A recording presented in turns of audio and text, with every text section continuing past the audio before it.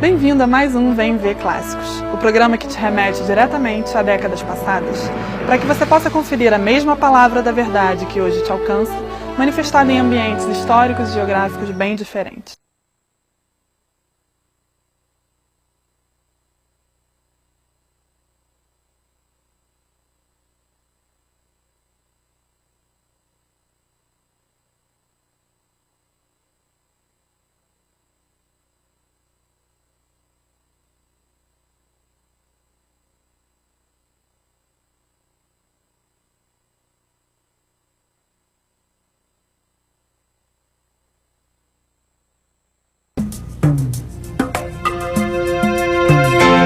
Agora, prepare o seu coração para ouvir a palavra de Deus.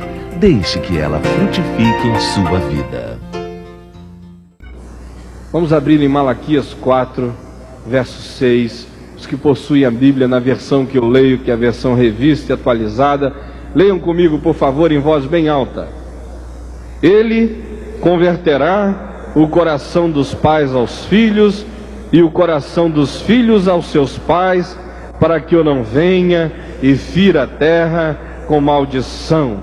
Agora abra a palavra de Deus no Velho Testamento, no segundo livro de Samuel. Segundo livro de Samuel, capítulo 13. E podem assentar. E mantenham a Bíblia aberta em 2 Samuel 13. Gente, nos últimos anos tem se falado muito no nosso meio sobre quebra de maldições.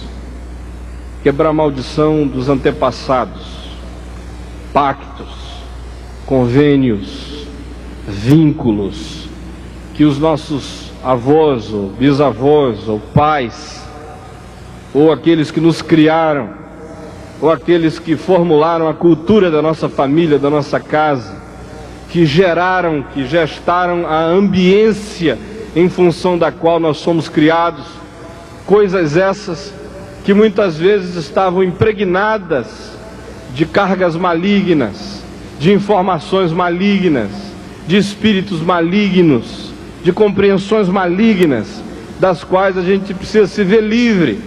São cargas que às vezes acompanham a mente, que se enraizam até no subconsciente da gente, que são responsáveis pelos estímulos e pelas respostas erradas que nós damos à vida, e por coisas que tantas vezes continuam a nos acompanhar sem que a gente perceba.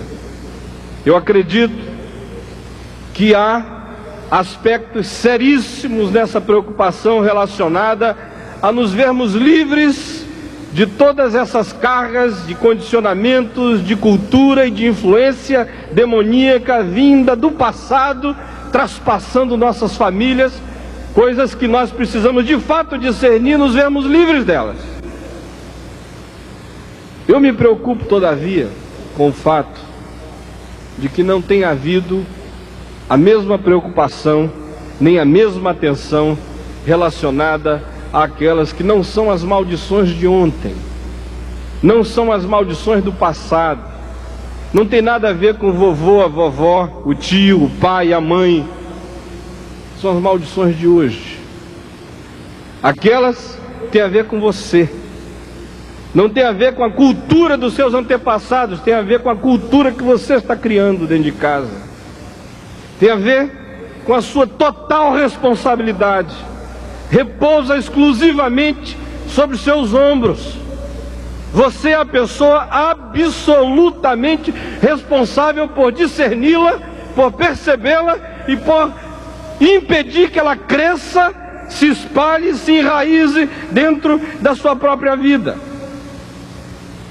Nesse sentido, eu acredito que Davi e seu filho Absalão constituem o melhor e o mais trágico exemplo de um pai e de um filho que não conseguiram a seu tempo e na hora apropriada discernir algo extremamente maligno que começava a crescer entre eles. Raízes de morte, de amargura, de ódio, de destruição, que haveriam de abalar radicalmente as suas vidas e infelicitá-los para sempre debaixo do sol. Esse texto que nós lemos nos fala que é condição absolutamente imprescindível para que maldições na família sejam canceladas. Não apenas que você ore repreendendo-as, não apenas que você discirna o que no passado houve. Diz a palavra de Deus que é absolutamente importante quanto a cancelar estas coisas hoje, que o coração do pai se converta ao seu filho, que o coração do filho se converta ao seu pai, que o coração do marido se converta à mulher, que o coração da mulher se converta ao marido, que o coração da mãe se converta à filha, que o coração da filha se converta à mãe. Se não houver essa quebra de ódios, de amargura, gerando então reconciliação, encontro, perdão, abraço, choro, expiação, se a cruz não for erguida aí no meio, no centro dos seus vínculos familiares mais íntimos, mais profundos, se ela não foi erguida na sua cozinha, se ela não foi erguida na sua sala, se ela não foi erguida no seu quarto, se ela não foi erguida dentro do armário dos seus filhos, se ela não foi erguida nas gavetas íntimas, fechadas, enclausuradas, com amarguras guardadas, se ela não for erguida aí dentro da sua casa, pode ter certeza, você vai ser ferido com maldição. Maldição do ódio, que traz destruições, que mina a vida e arruína a existência de qualquer pessoa. Eu quero convidar você a olhar comigo hoje para a vida de Davi, a vida de Absalão, a partir desse capítulo 13 de 2 Samuel. Inicialmente, eu devo dizer que Davi era um homem de ação, como muitos dos homens e mulheres que estão aqui. Gente que decide, gente que negocia, gente que não titubeia, gente que não leva 2 dias para tomar uma decisão, gente que conta as horas e os minutos, gente ocupada, gente que administra muitas coisas a um tempo só.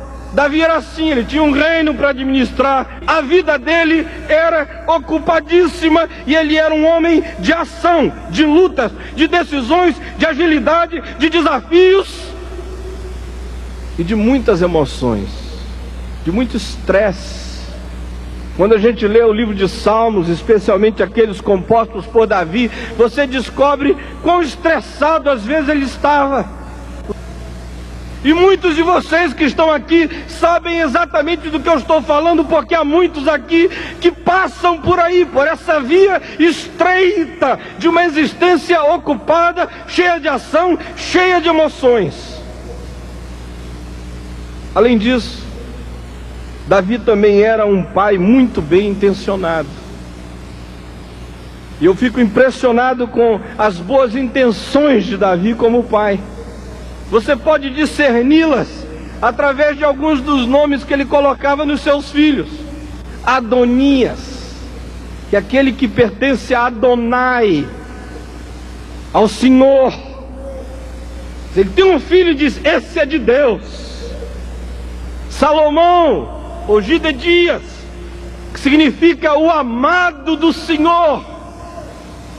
Ou mesmo Absalão, ou Absalom, Shalom, Shalom, Absalom, o pai da paz. Você imagina o que ele tinha na mente? Quanto sonho, quanta esperança, quantos bons desejos, quanta vontade de que alguma coisa boa se realizasse através da vida daquele garoto. O pai da paz. Quem sabe ele imaginasse que Absalom pudesse vir a ser o seu sucessor, o pacificador do país, o agregador de Israel, homem forte em quem a graça e a unção de Deus estaria. Ninguém põe o nome de um filho assim sem desejar o melhor para ele. Ninguém põe o nome de um filho assim imaginando que esse garoto vai ser traspassado pela espada um dia. Ninguém põe o nome de um filho assim imaginando que um dia esse mesmo garoto vai gerar um golpe de estado para destronar o pai do poder. Ninguém põe o nome de um filho assim pensando que um dia todas as suas mulheres concubinas haveriam de ser possuídas pelo próprio filho no terraço da casa para que o país inteiro visse numa vergonha nacional. Ninguém põe o nome de um filho assim esperando a tragédia.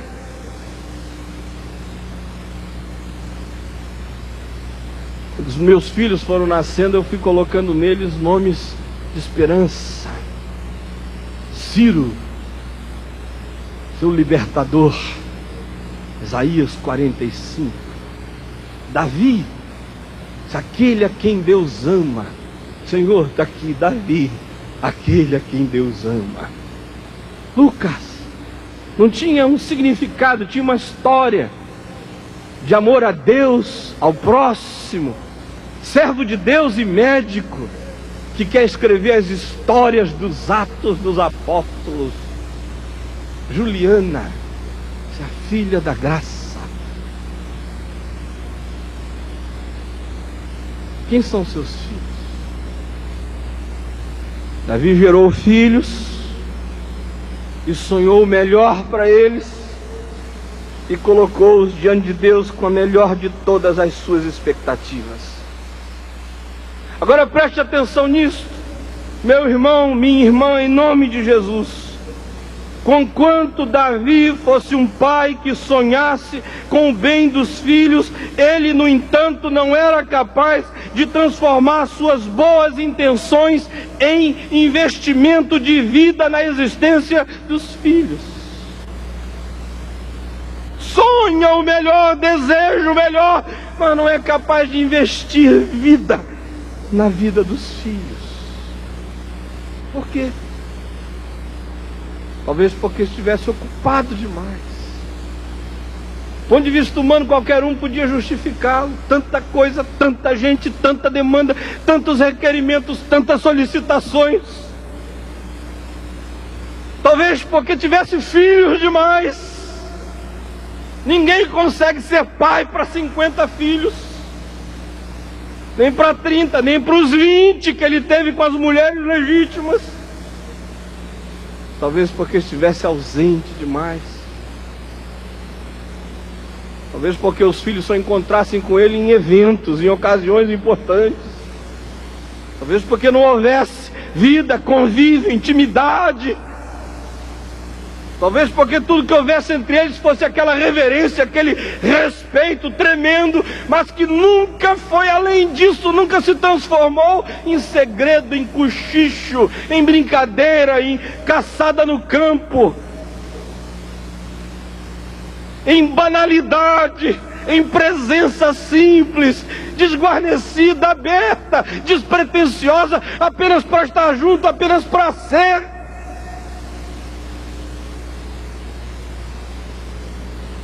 Quero dizer uma coisa a você, meu irmão, minha irmã. Não adianta você ter os sonhos que tem, nem apenas fazer as orações que faz, nem apenas guardar dinheiro para o bem dos seus filhos. Absalão tinha dinheiro, Absalão tinha castelos, Absalão tinha casa, Absalão tinha prestígio. Absalão era bonito e a Bíblia diz que era o homem mais bonito daquela geração. Porte bonito, cabelo bonito, fascinante, tinha charme, tinha tudo. Mas só o que Absalão queria era um pai. Era um pai. Não era um rei, era um pai. Não era um homem poderoso, era um pai. Não era um general invencível, era um pai. Não era um homem que resolvia os problemas do mundo, era um homem que ouvia uma angústia de um filho. Preste atenção no que eu estou dizendo, porque isto é palavra do Senhor. As principais áreas de fraqueza de Davi são claramente percebidas na sua relação com seu filho Absalão. Isso porque a tragédia toda começa a se configurar, a se desenhar no dia em que Amnon, um dos filhos de Davi, se apaixona por uma das irmãs. E diz a Bíblia que essa era uma moça bonita, graciosa, charmosa, encantadora, e que Amnon um dia colocou os olhos sobre ela e viu nela não a irmã, viu uma mulher, e a desejou e a cobiçou, e a desejou tão ardentemente que concebeu um plano a fim de possuí-la. Fingiu-se de doente e pediu ao próprio pai Davi que dissesse a Tamar que fosse servir comida a seu irmão, porque este estava num leito de enfermidade. O pai assim fez, a filha foi lá, e o rapaz pula do leito, a estupra, a violenta, a possui, a humilha, e depois sente náusea, sente asco. Diz a Bíblia que o repúdio que ele sentiu por ela depois de possuí-la foi mais forte do que o desejo de um dia tê-la. A corte ficou sabendo do escândalo, o país ficou sabendo do escândalo, o rei ficou sabendo do escândalo, mas o rei não fez nada. Absalão, irmão de Tamar, esperou que o pai fizesse alguma coisa, ele nada fez, então ele chamou a irmã e disse: vem morar comigo.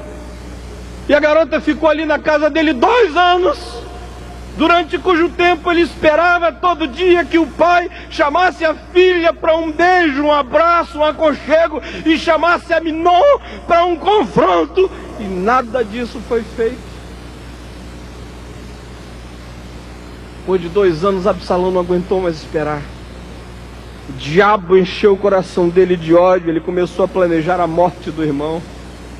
Ele procurou o pai, disse: eu queria que tu permitisse que o meu irmão Amnon viesse ao campo caçar comigo. O pai, que sabia que tinha algo de muito maligno naquilo tudo, disse: mas por que, meu filho? Por que apenas Amnon? Por que tu não levas todos os teus irmãos juntos para essa caçada? E Absalão levou a todos, e lá no campo matou Amnon. O rei se enfurece, fica cheio de ódio.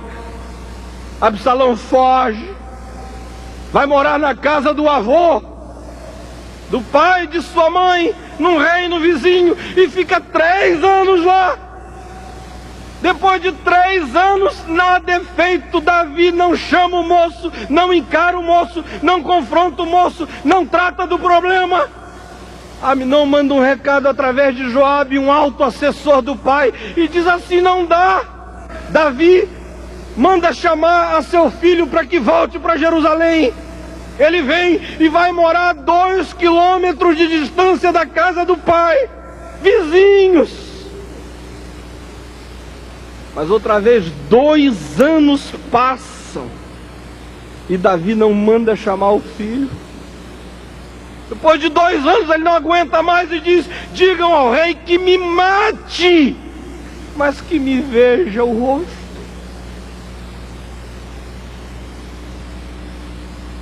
Davi então diz: chame um garoto. Aí entra o rapaz. Todo mundo espera que Davi sacuda, diga: o que foi que houve? Isso é meu filho, é minha carne, como é que faz isso? Mas nada disso acontece. Ele entra, Davi simplesmente diz que ele se aproxime, ele se aproxima, e Davi o beija o rosto e não diz nada. Um estupro, uma morte, ódio, amargura, crise. E o rei pensa que pode resolver isso tudo com um beijinho. A palavra de Deus diz no início do capítulo 15, que dessa ocasião em diante, imediatamente Absalão sai dali, vai para a rua e inicia uma subversão. Começa a dizer: não há justiça na terra, não há rei reinando, não há critérios pelos quais esse povo venha a ser julgado. O que está prevalecendo é apenas a emocionalidade do rei. Se eu fosse rei, haveria justiça na terra. E prepara uma revolta armada. Ele é declarado rei sobre Hebrom. Se aproxima para tomar Jerusalém e cercá-la. Davi ouve dizer: foge com os seus súditos, vai para o deserto. Deixa alguns homens infiltrados agora dentro da corte do filho Absalão, que acabam dando a ele um conselho desastroso, e ele segue este conselho, e os seus exércitos são destruídos nas campinas e nos vales do Jordão, e Absalão foge entre os bosques. A ordem do rei tinha sido: fazei qualquer coisa, mas não tocai ao moço Absalão, poupai o jovem Absalão. Mas Joabe não aguentava mais. Joabe estava cheio de ódio pelo filho do rei. E quando este foge entre os bosques, seus cabelos longos ficam presos entre os arbustos, e ele cai do seu mulo, fica pendurado ali pela cabeça. E Joabe vem e o executa. A notícia chega ao rei. E o rei diz: como passa o jovem Absalão? E alguém diz: ele foi traspassado e foi morto. E a Bíblia diz que Davi rasga as suas roupas, cai por terra e lamenta e grunhe e geme: Absalom, Absalom, meu filho Absalom, Absalom, Absalom, meu filho Absalom. Esse Davi, descrito aqui, não é alguém a quem eu quero imitar. Ele tem um coração segundo o coração de Deus? Tem, porque é capaz de dar respostas de quebrantamento a Deus nos momentos apropriados. Mas conquanto tem esse coração segundo o coração de Deus, não consegue transformar isso, depois de um determinado momento na sua vida, num projeto de vida sadio que abençoe toda a sua casa. O que é que eu e você podemos aprender com ele hoje de manhã? Em primeiro lugar, nós aprendemos que Davi transferia sempre responsabilidades intransferíveis. E essa é uma coisa interessante que acontece muito com homens e mulheres de negócios. Você está tão acostumado a assumir responsabilidades. O sindicato cobra de você, os empregados cobram de você, a administração espera de você, o financeiro espera de você, o contábil espera de você, todo mundo espera de você. A crise se agrava, é você que tem que dar a resposta. Homens e mulheres muito ocupados do lado de fora de casa acabam sutilmente transferindo responsabilidades intransferíveis dentro de casa. Primeiramente, ele transferiu a responsabilidade de apaziguar o coração de Absalão para os filhos. Pai, deixa eu levar Amnon comigo para a caçada. Ele diz: não, filho, não. Leva todos os irmãos. A palavra de Deus diz que todo mundo em Israel já sabia que Absalão ia matar Amnon. O rei sabia, todo mundo sabia que o que havia era ódio no coração dele. Mas ele não enfrenta o problema, ele usa os filhos como escudo. Não, quem sabe se toda a garotada estiver junto, isso não vai acontecer. Depois, ele transfere a responsabilidade do tratamento da alma de Absalão para o sogro. Lá vai o rapaz se refugiar na casa do avô. Fica 3 anos lá. Ele, quem sabe, pensa que o avô vai mudar o coração do moço, mas o avô não gostava muito dele mesmo, Davi. Porque a filha dele, que casara com Davi, nunca tinha tido o espaço na realeza que ele gostaria que ela tivesse. Caiu na mão do avô errado, que encheu a cabeça do menino de mais ódio, de mais amargura, de mais antipatia, de mais revolta. Depois, Ele transferiu a responsabilidade para um assessor. É Joabe que tem que tramar a volta do moço para casa, porque o pai não fazia nada. Minha pergunta a você hoje, em nome de Jesus, é para quem é que você está transferindo a responsabilidade de administrar a alma dos seus filhos? Para o avô? Para o assessor? Para os filhos mais velhos? Para a empregada? Para a escola? Para a Xuxa? Para a Angélica? Para a escola dominical? Para o pastor? Para a Donep? Para quem? Essa responsabilidade é intransferível. Essa responsabilidade é intransferível. O filho é teu, a filha é tua, a alma dele vai ser cobrada de ti. Que adianta o homem ganhar o mundo inteiro e perder a alma do seu filho? Que adianta ter um complexo empresarial e uma filha desgraçada, um garoto arruinado em casa? Segunda coisa que a gente aprende com Davi é que ele era capaz de vencer gigantes, mas não sabia confrontar os filhos olho no olho. E dizer: filho, o que é isso que eu estou vendo? Você está sentindo uma atração sexual pela sua irmã? É isso que eu estou percebendo, filho? O que é isso, filho? Você está com ódio no coração, com vontade de matar este? O que é isto, filho? Você está amargurado, empanturrado, socado de desejos malignos. O que é isso que eu vejo? Aí ele não conseguia. Eu conheço muitos pais assim. Hoje de manhã aqui está cheio de gente assim. Sua esposa sabe que eu estou falando a verdade. E você também, como mãe, muitas vezes age do mesmo jeito. E os seus filhos que estão hoje aqui sabem que o que eu estou falando é palavra de Deus para vocês todos, em nome de Jesus.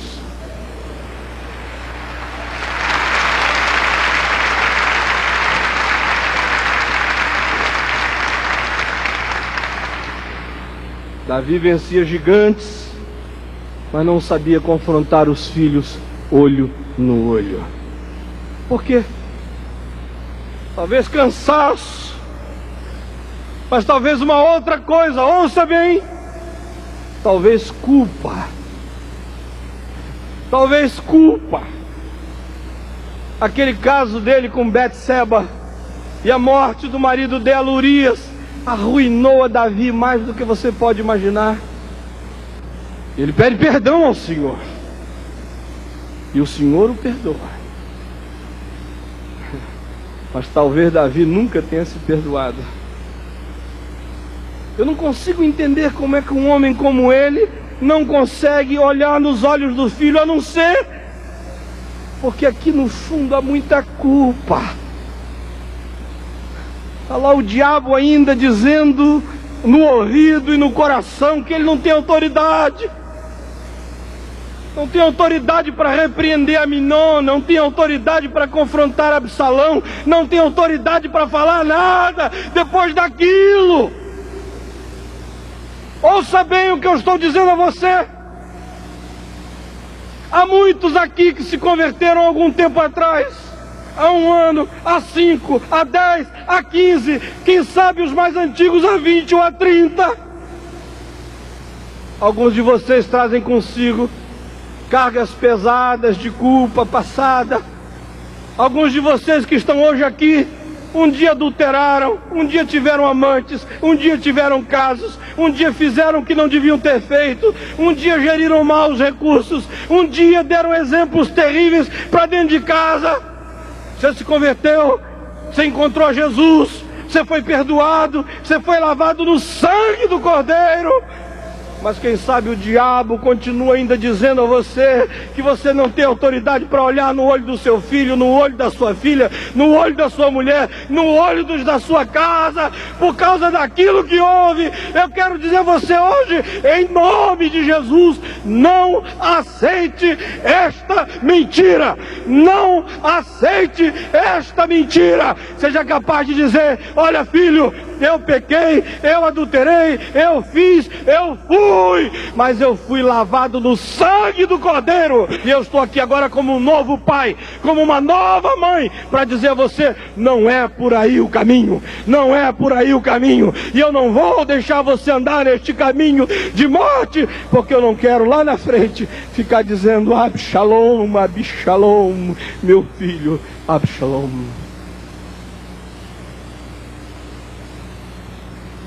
Agora preste atenção. Davi fugia de olhar nos olhos dos meninos. Não confrontou Amnon no caso do incesto de Tamar. Foi Absalão que teve que acolher a irmã. Não confrontou Absalão antes deste matar Amnon, quando todos sabiam que ele ia fazer isso. Não confrontou Absalão depois que ele matou Amnon, fugiu, ficou 3 anos desterrado, voltou para junto do pai, e o pai não viu, nem o chamou. Não confrontou Absalão quando ele voltou do exílio e foi morar a 2 quilômetros da casa dele. Ele não confrontou Absalão quando ele exigiu ver o pai. Chegou lá, o que ele ganhou foi só um beijinho irresponsável. Agora preste atenção. O que foi que tudo isso gerou no coração desse menino? Sabe o que foi que o diabo gestou, engendrou e engravidou na alma dele? Uma bomba. Bomba Ó, mais forte que a bomba H, mais forte que a bomba atômica, a bomba do ódio, da amargura sufocada, não resolvida, fertilizada todo dia pelo diabo.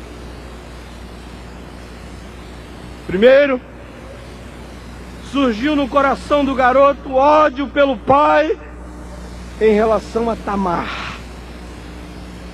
Como é que papai não fez nada? Nem chamou a garota para consolá-la, para resgatá-la e redimi-la publicamente. Não fez nada com Amnon. O ódio foi tão grande que depois dos 2 anos de silêncio, ele matou o irmão. E quando foi para o exílio, diz a Bíblia, nasceu Absalão, uma filha, a qual ele chamou Tamar. Isso é muito sério, gente. Sabe o que o garoto está dizendo? Davi tem filhas e põe o nome de Tamar, que significa palmeirinha, plantinha frágil, para ser tratada com cuidado, e não cuida dela. A minha nasceu, o nome dela é Tamar. Eu quero ver se alguém toca nessa aqui. Uma declaração de ódio, de amargura terrível no coração desse moço. Em segundo lugar, ódio pelo pai em relação ao seu caso em particular. Não consegue entender como é que o pai o deixa sair, o pai não chama, o pai o exila, o pai o traz de volta e não vê, o pai não trata do assunto, o pai não saculeja, o pai não enfrenta, o pai não sacode em nome de Deus. Ele chega a dizer: digam para o papai para me matar, mas pelo menos para me olhar na cara.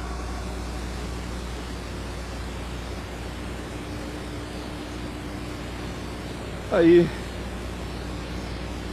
o pai dá um beijinho e diz: vai embora. E o garoto sai com um ódio enorme no coração. Filhos não querem amor fácil. Não querem que você faça de conta que o pecado não é o pecado. Não querem que você alise a cabeça deles como se nada tivesse acontecido. Filhos gostam de verdade, gostam de integridade, gostam de sinceridade, gostam de olho no olho, gostam de perdão sério, gostam de ver um pai que chora.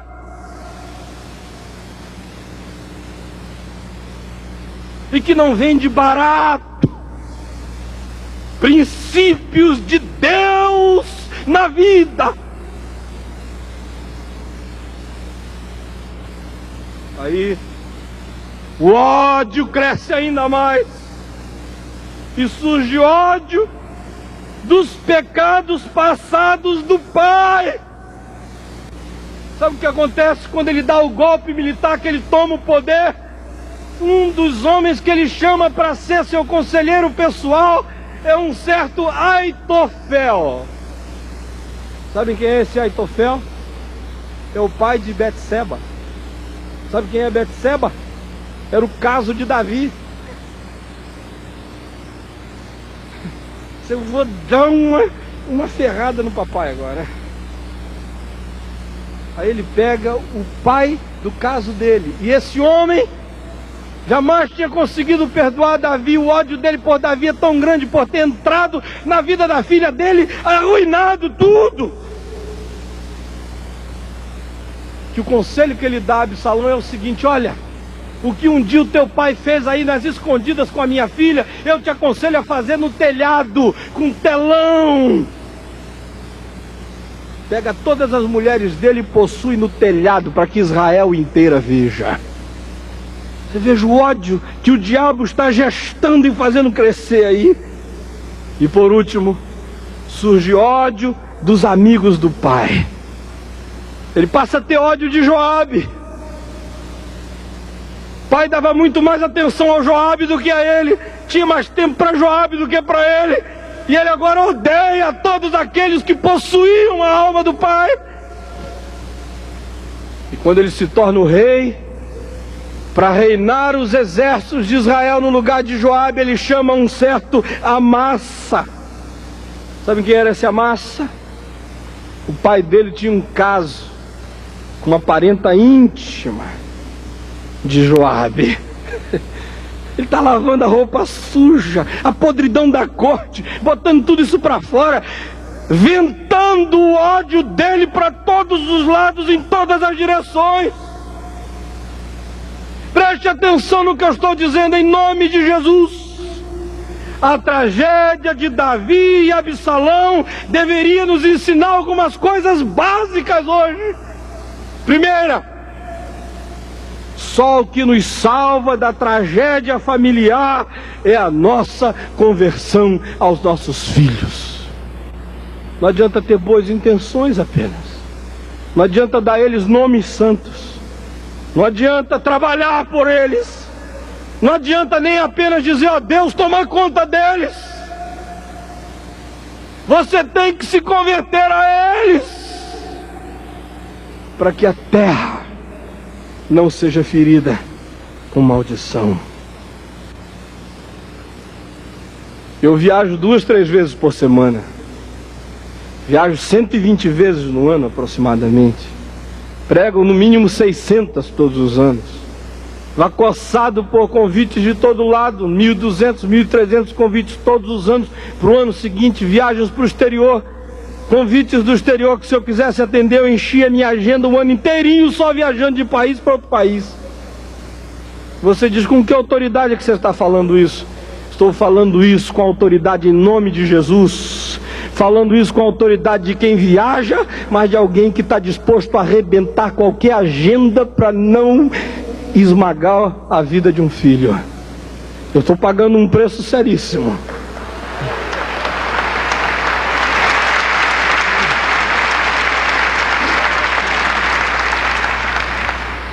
Pagando um preço sério e alto.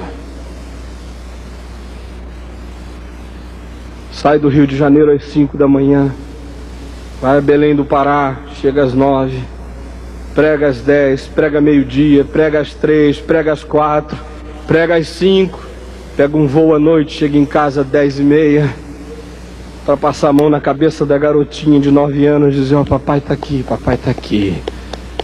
Botar a mão sobre ela e dizer: eu te abençoo em nome de Jesus. Te abençoe em nome de Jesus. Para pegar meu garoto mais novo e dizer, ó, vem cá, fica aqui, vamos fazer uma oração juntos. Como é que foi o dia, a escola? Para pegar os rapazes mais velhos e dizer, e aí? E os amigos, e as amigas, e como foi? Fala para mim. Para tomar um café da manhã cedo.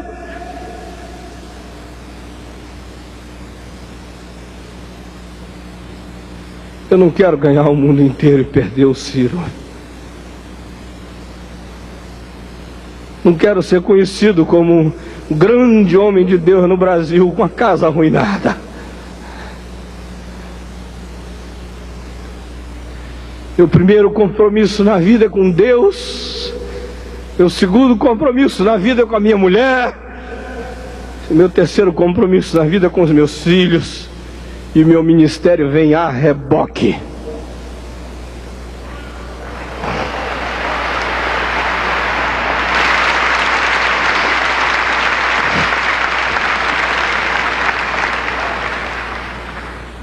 Pais convertidos aos seus filhos não transferem responsabilidades, nem para o melhor avô, nem para a melhor avó, nem para o filho mais velho, mais responsável, nem para o pastor mais santo, nem para o psicólogo mais dedicado, nem para a escola mais cristã, nem para a igreja mais ungida. A responsabilidade é minha, é minha, é minha, é minha e é minha, e é minha, e é minha, e é minha, e não é de mais ninguém.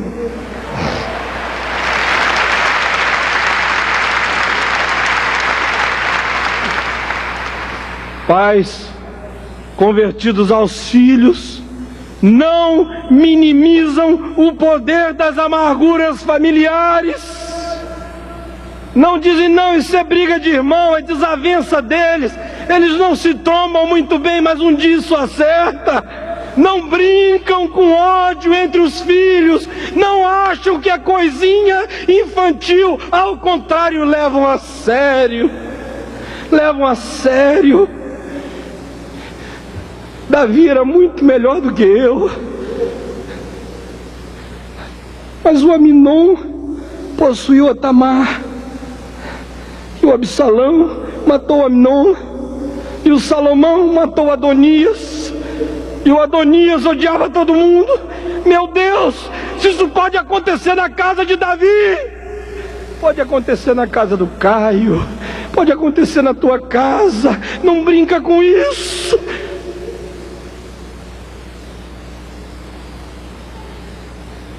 Pode acontecer especialmente onde há dinheiro.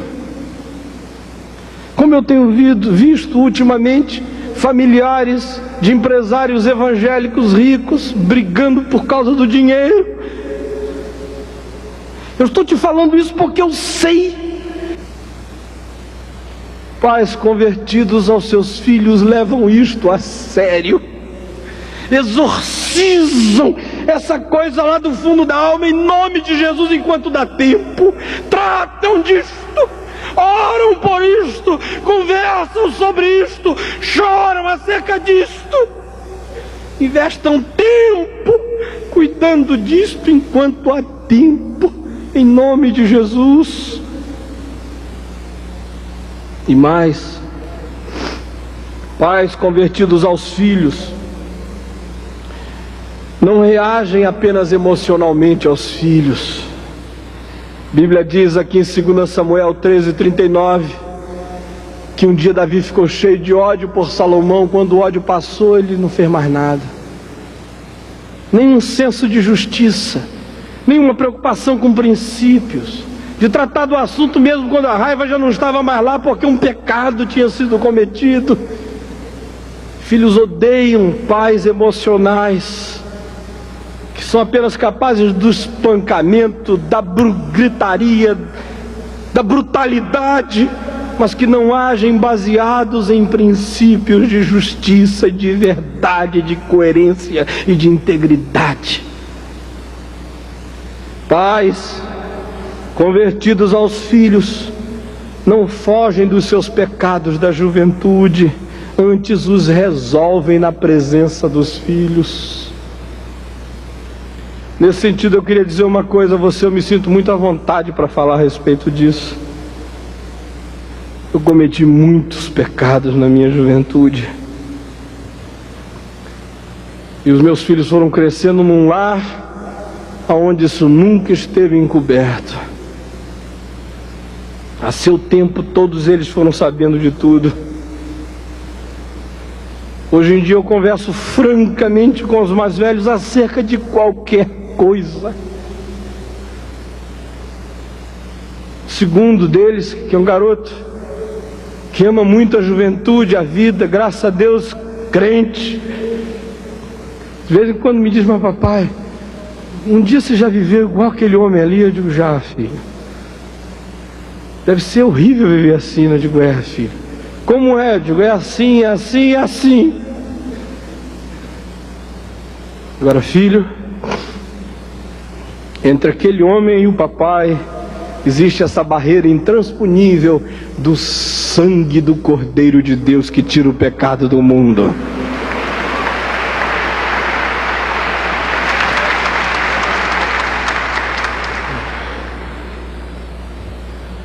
E é porque eu sei como aquele negócio é podre que eu estou dizendo a você: não chega nem perto, filho.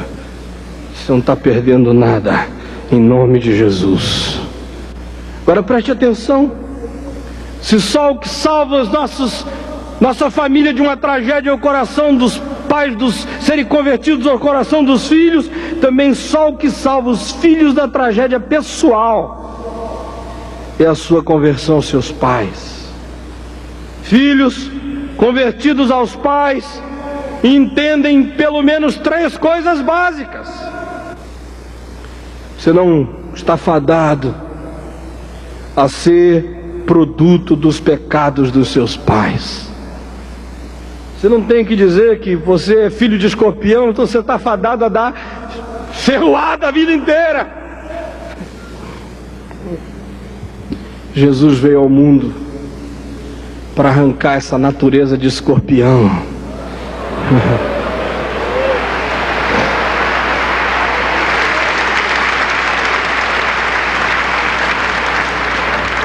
Veio ao mundo para desensinar você a ferroar.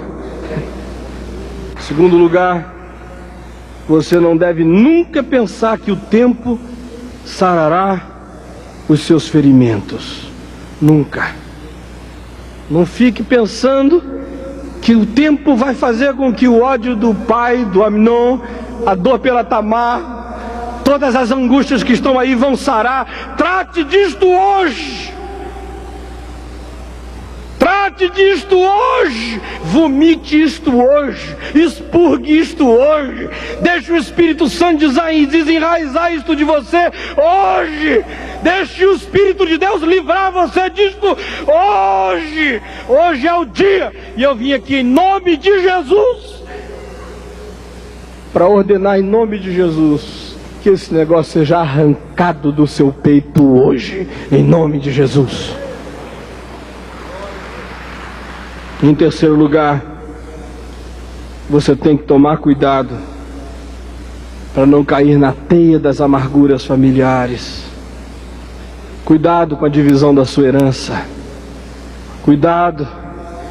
Não faça como Davi, que deixou tudo acontecer assim. Cuidado, porque os filhos podem se bater no caminho, se arrebentar tudo. Cuidado, você que é filho. Cuidado com a cobiça que está crescendo. Cuidado com as ambições se desenvolvendo. Cuidado para você não cair numa teia de ódio. Ódio do pai, ódio do assessor do pai, ódio do irmão, ódio da irmã, ódio. Cuidado. Essa é a maldição que eu vim aqui quebrar hoje. Quebrar dezenas e centenas delas hoje. Quando o ódio cair por terra e o Espírito Santo encher seu coração de amor, de reconciliação, de perdão. Malaquias diz: a maldição foi quebrada na terra.